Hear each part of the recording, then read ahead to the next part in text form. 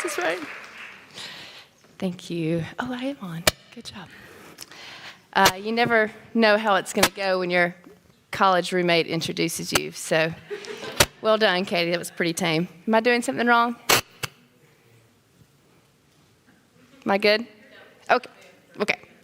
Well, thank you so much for having me. Thank you to Kim and Aaron and Jennifer and the women's team. I love to do this. I love to come and share about what the Lord has been doing in my life and what he's been teaching me through his word. I pray that it's an encouragement to you to look at what the Lord is doing in your life and what he may be teaching you through his word.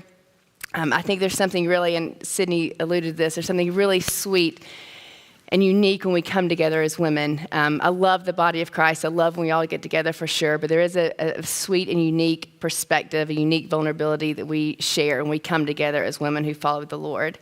So I'm just as pleased as can be to be a part of it tonight and happy you're here.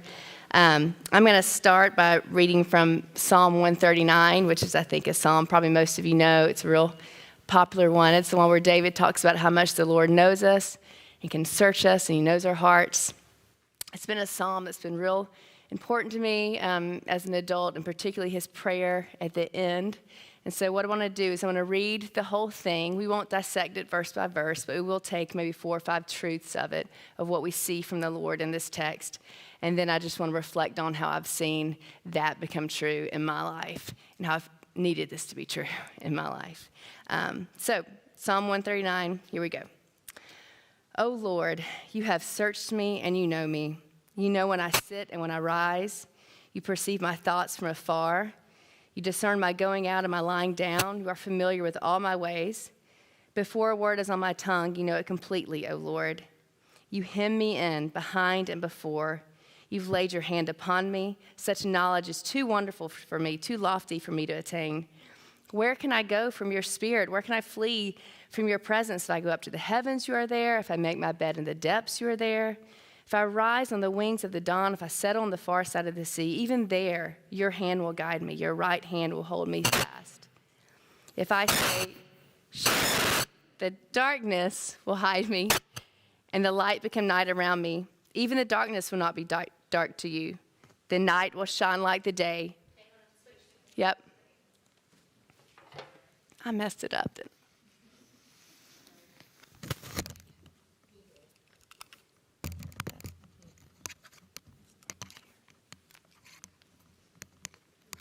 All right, we good? All right. Let's see where we're at. If I say, surely the darkness will hide me, and the light become night around me.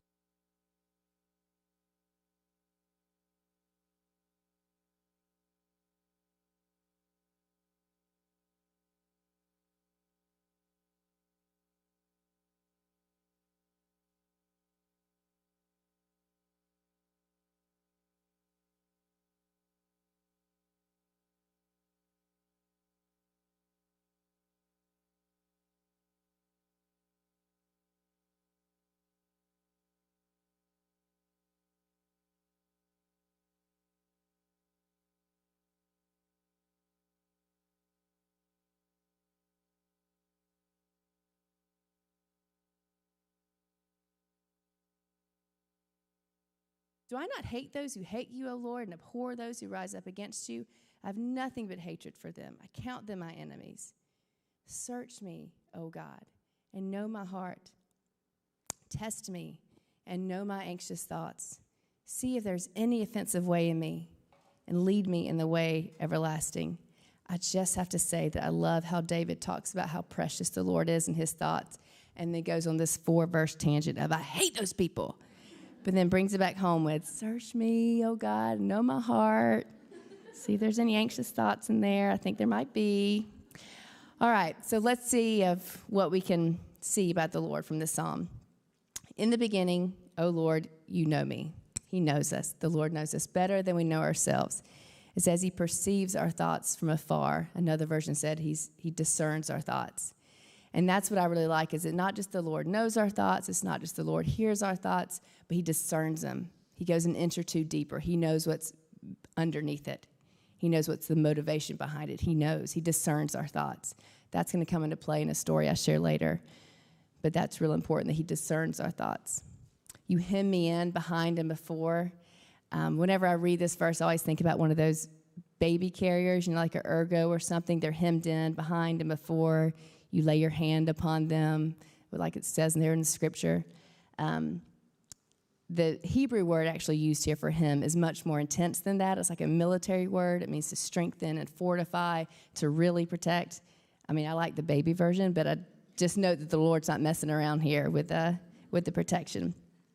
Where can I go from your spirit? The Lord is everywhere, which means he's not going anywhere. And we can try to run away. We can go to the far side of the sea, but we cannot get away from him. His presence is there. His spirit is there.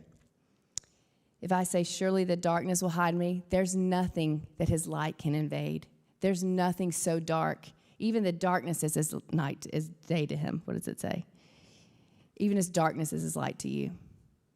The darkness has nothing on him. There's nothing his light can invade. There's nothing his light can't light up and can't shine on. There's power in his light, and we have that available to us. He created our inmost being. He created you. He knows the way your mind works. He knows the quirks you have. He was there when you were being woven together in the depths of the earth. He had thoughts about you as you were being created. He knew all your days. He knows you.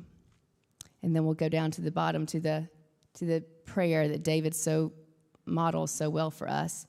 We can ask the Lord to search us. We can ask the Lord to know our heart. We can ask the Lord to test us and know our anxious thoughts. We can ask the Lord to see if there's any offensive way in us, and we can ask the Lord to lead us in the way everlasting. And the reason we need to ask the Lord to do this, friends, is because we are not super good at doing this ourselves. We are pretty good at giving ourselves the benefit of the doubt. We're pretty good at just kind of justifying and reasoning some things away. We're pretty good at giving ourselves a pass.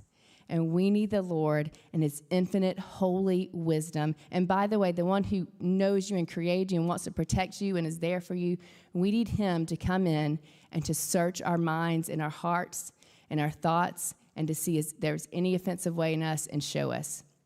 I was thinking about it. He's like the greatest Google search ever. He can just come in and just search. And every once in a while, it's like he just comes along and he just flags a little something. Hey, let's talk about this. Maybe ask for prayer about that tonight at small group.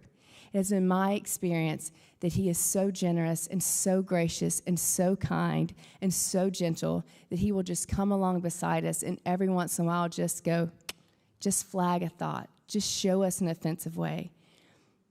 It has been my experience that he does not come in this big data download dump and just put it at your feet and say, here's all your stuff, deal with it.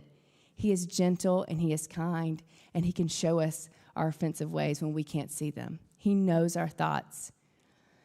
And y'all, one way for me that I have used this prayer particularly in my life as an adult woman has been in my interactions with men who are not my spouse.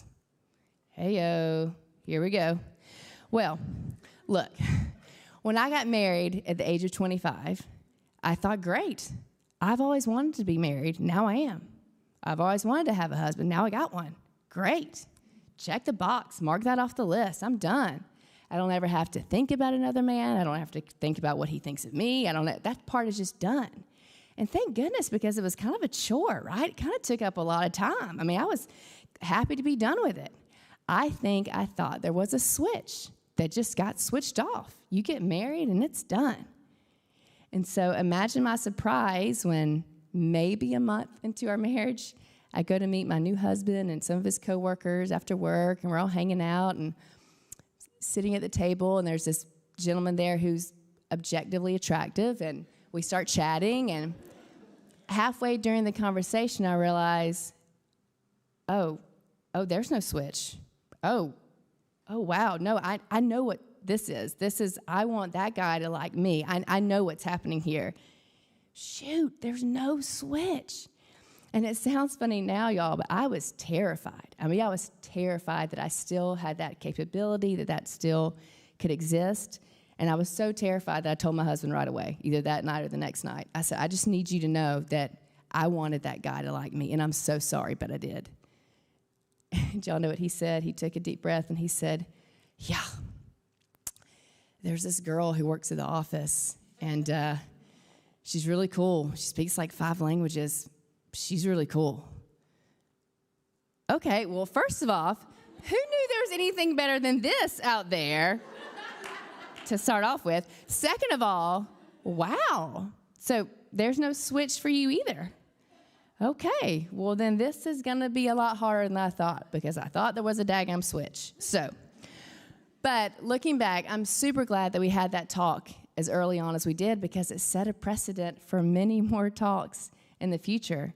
And we've had several of them coming from both sides.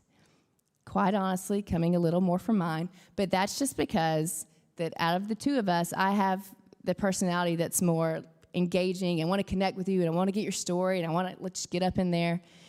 Doesn't mean I'm a bad person. Thank you, Strength Finders. It just means that I need to keep that in check at times, and I need to keep that in the light. And that is what I try to do. I try to keep it in the light when I am interacting with men who are not my spouse. I try to keep things out in the open, keep it light, keep it airy. As a general rule, I don't like to text or email with another man unless someone else is copied on there. I mean, it doesn't happen 100% of the time. People shoot you a text. It's fine. Let's not be legalistic. But in general, as a general rule of thumb, I like to keep things in the light, because I know that when they don't get checked, things can get out of hand. A few years into our marriage, still pre-kids, maybe 3-4 years into marriage, I was working at this company in D.C., and it was one of those, lots of 20-somethings, lots of 30-somethings running around, and like we're preschool or something. We weren't running, but anyway. There was a reorg in the office one day, and the seating arrangement. Now, all of a sudden, this man is sitting next to me, and I did not find him objectively attractive. I thought he was a little obnoxious. He was loud. He was a Yankee. He was different than me in every way, politically, socially, all the things. But as he sat next to me, day by day, we started to get to know each other and chat, and we actually found each other pretty interesting. He would ask me questions and couldn't believe my answers to them. I would ask him questions and the same thing. I think we were just really intrigued by the other because we were so different. On top of which, he was hilarious, and he made me laugh out loud all the time. And who doesn't like to laugh out loud? And again, we're not doing anything bad. We're just coworkers. We're sitting there chatting in an open office environment. But that's a lot of hours. For 8 hours a day, off and on, I'm sitting there going, okay, but what about this? Really? Oh, my gosh. Okay, did you see that thing last night? Oh, my, we're just all day. And over time, I started to notice some things. I started to notice that I was thinking about him even when I wasn't at work. I would see something in the store, something would happen, and I would be like, oh my gosh, I cannot wait to get back and tell so-and-so. I started to notice that when I came to work that morning and he wasn't there and I knew he wasn't going to be there that day, I was kind of bummed, and it kind of changed my day. And I also started to notice that when I had been there at work with him for 8 hours a day and I went home at night, I was good. I could connect with my husband. I could not. We could chat. We could not. I was good. Because for 8 hours, I had just had someone interacting with me, laughing at my jokes, asking me questions, making me feel special. If you know the love cup analogy they talk about with young kids, like they need their love cup full, my love cup was full. I was good. And this is how it went on for a little while until one morning, praise God, the Lord flagged my thoughts. He discerned my thoughts, and he called me out. It was a Friday morning. My husband was out of town. I was going to pick him up at the airport after work that day. And I was getting ready in the mirror. It was casual Friday at the office, so I had on my jeans and a cute top. And I'm just sitting there doing my hair, just not a care in the world. And out of nowhere, the thought comes, who you getting dressed up for? Oh. I don't know if you've ever had the Lord ask you a question like that when you just are busted right then and there, but that's what it sounds like. Who you getting dressed up for? Years later, I would be in this Bible study, and the author had this section where she talked about questions that the Lord will ask us to reveal things. And he's been doing it since the beginning of Scripture. To Adam and Eve, why are you hiding? who told you you were naked? And I just said, I have an example. The Lord asked me who I was getting dressed up for. So he called me out. I knew it. He knew it. And so that afternoon when I picked up my husband from work, I said, I just need you to know that guy at work, we spend a lot of time together. I think about him at work. I think about him when I'm not at work. And my husband, he was so gracious, said, who had met this guy before, says, he is really funny. Yes, dear, he is. Not the point, but he is. Thank you. So there you go. So that was good. That brought it out into the light. That brought things in the open. It kind of made it not a secret thing anymore, but now it's just a thing that my husband knew about, so that I think that stopped it from growing anymore. But there were still just a lot of hours in those days. And so I wasn't real surprised when a week later I showed up to work and this guy said, hey, I got put on a different project, so I'm going to be sitting off site from now on. So, okay. So I thought that's probably the Lord. But even then, there's still a little bit of like inter-office email, inter-office chat, nothing lurid, nothing inappropriate, but just still connected. And then one day, it was about 5 o'clock, so most people had already gone for the day. I'm sitting in the office, and I hear that loud Yankee voice come around the corner. And y'all, I'm embarrassed to say that my heart went, you know that like that you feel when your crush is coming around the corner? And I thought, oh, I am in so much trouble. And he came, and he sat down, and we chatted, and another coworker came over, and we all chatted, and I'm looking at him because I know exactly what he thinks about what this person's saying, and he looks at me because he knows I know what he's thinking. We had just built up this, like, nonverbal communication together. And I go to get in my car to drive home, and I bawled before the Lord. I bawled. And I just said, I need to confess to you that I am such a failure at this. I cannot do this. I do not know how to stand there and not want his attention. I don't know how to do that. I am so sorry. This is too hard for me. You are going to have to come and do it because I cannot, in my own strength, Lord, I cannot fight that. Please help me. And y'all, a week later, I go into work, I get a call from him, and he says, hey, I took another job, so I'm leaving the company. And poof, the guy's out of my life forever. And I just praise the Lord because he discerned my thoughts, he showed me my offensive ways, and he led me in the way everlasting. And now here's just 1 second. I got to get on my soapbox for just a second because I just want to say, do you know how many times I've thought about that guy or wished that we were together? Zero. Because he wasn't my soulmate. He wasn't the one I should have been with. He wasn't anything. He was just there. He was just there, y'all. And we can't put value on something that's just there. This is what I've heard from some women over the years is, but like this just doesn't happen. Like, he gets me. This just doesn't happen. Yes, it does. Yes, it does. You want to know how easy it is to connect with someone who's not your spouse? Super easy. And depending on your personality, it could be super, super easy. Put 5 people in front of me right now. I'll find something interesting, quirky, halfway cute about each one of them. It is just, you have just connected with someone, and we cannot put value on it. And if you find it happening, if you're connecting with someone who's not your spouse, or by the way, if you're not married and you're connecting with someone who is married, same goes for you. You acknowledge it, you back it up, get real honest with you and the Lord about it, and then you yank it into the light as fast as you can. You tell your friend, you tell your mentor, you tell your prayer partner, you tell your small group, you tell your husband, you tell somebody, you yank it out in the light as fast as you can because it stops growing in the light. These things grow in the darkness. A spark is easy to put out. It's nothing. A wildfire is a lot harder. I was talking with a friend years ago about this stuff. And she said, Kristi, I just got through walking through this with a friend of mine who, by the way, is just as much of a Christian as you or I. Bible study, church, the whole deal. And it all started with one little spark. It all started with just one little text this guy sent her one time. You look great today. Just one little spark. And it didn't get checked, and it didn't get brought out into the light, and it grew, and it grew, and it grew until however many months later, it's a full-blown affair. And what started as one little spark turned into a wildfire that wrecked 2 families. And I just don't want us to be unaware. Okay?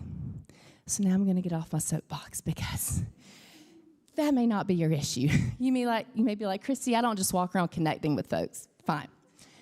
So what is your issue? Ask the Lord to Google search your brain. What are the things that maybe you have inside that you haven't brought into the light that maybe the Lord is flagging and asking you to bring into the light?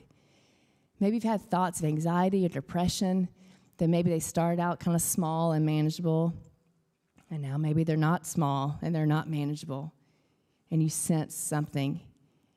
I haven't had this one, but I've had friends who had. Just yank it into the light. Same thing. Get real honest with you and the Lord about it, and then yank it to the light.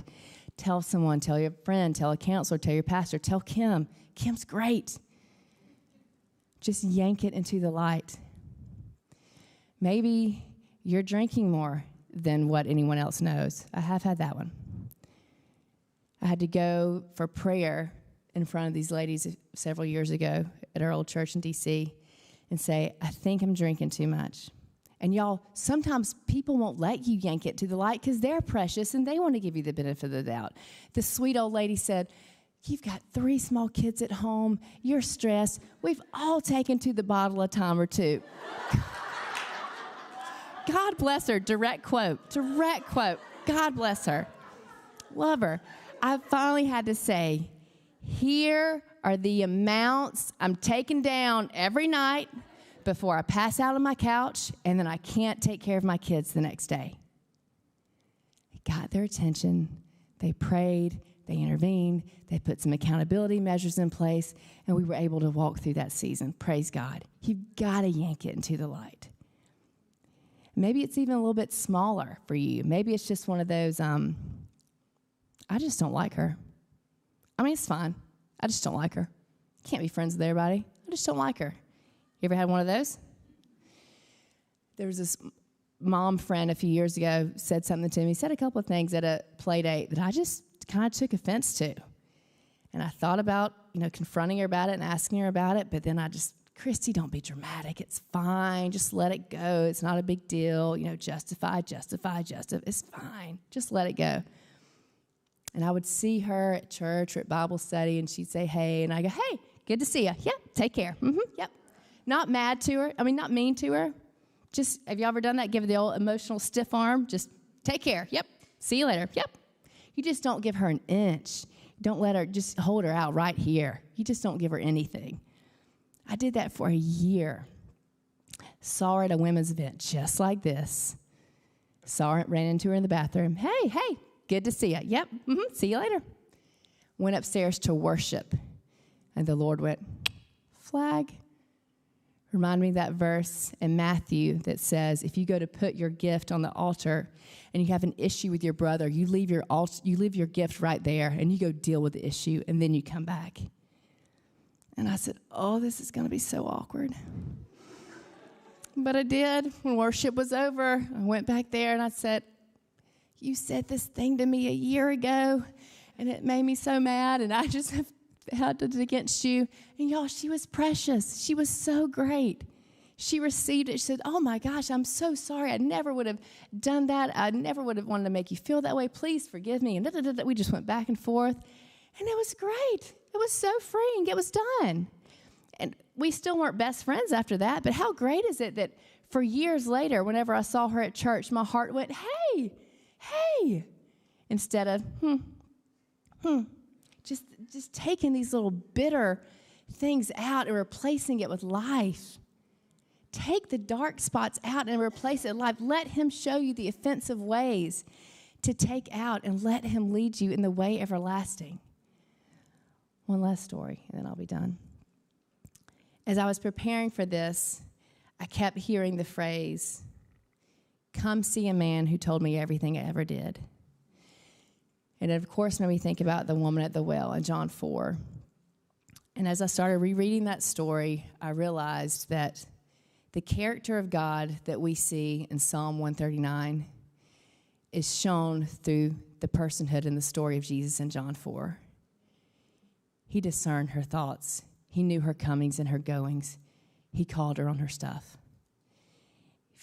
Just to remind you of the story, she was a woman who was going to get water from the well, and she was going at the hottest part of the day, and the reason she was doing that is because she didn't want to go, and all the other women went at the cooler part of the day because presumably she had a bad reputation, probably felt judged, and so she chose to go by herself at the hottest part of the day. She runs into Jesus. He starts talking with her. He tells her about living water. She says, I want some of that. He says, fine, go get your husband. She says, I don't have a husband. He says, that's right, you have 5. He calls her on her stuff, but he doesn't call her on her stuff to shame her. He calls her on her stuff because he wants to give her living water. He says, this is so much better. This is better than all this. And y'all, she obviously didn't feel ashamed when she talked to him because the scripture says that she left her pail right there, the pail that she came out in the heat of the day for. She left it right there. She ran to the town of people that she was trying to get away from. She ran to them and she said, come see this man who told me everything I ever did. Could this be the one? Could this be the Christ? And a whole town believed because of her. He called her on her stuff, but only so that she could receive the living water. And I just want us to know that that is there for us. We have to let him do that. We have to let him do the Google search of our brain and just show us the things. Show us those offensive ways so that he can lead us in the way everlasting. It's so much better. It's so much better. Let's just get on with it. Aren't you tired of having all that stuff in there? Just those little offenses. I mean, look, y'all, I've had some really bad, traumatic movie of the week kind of stuff happen, and the Lord has healed me of that, praise God. But isn't it great that he even wants to heal you of these little offenses, just these little things? There's just no time for that. If you feel him flagging your heart or calling you out, and he will usually do it privately, me in a mirror, just me and the Lord in a brush, he will probably call you out privately. Listen to it. If he's flagging those thoughts, just get it out into the light. I think we're going to have some ministry time now. I think, Kim, is it time for that? Yes? Okay. We're going to have some ministry time. Kim and other prayer people will be here to pray for you. If you want, you can come up front and someone will either kind of place a hand on your back and pray for you, or if you're in your chair, you want to get prayer that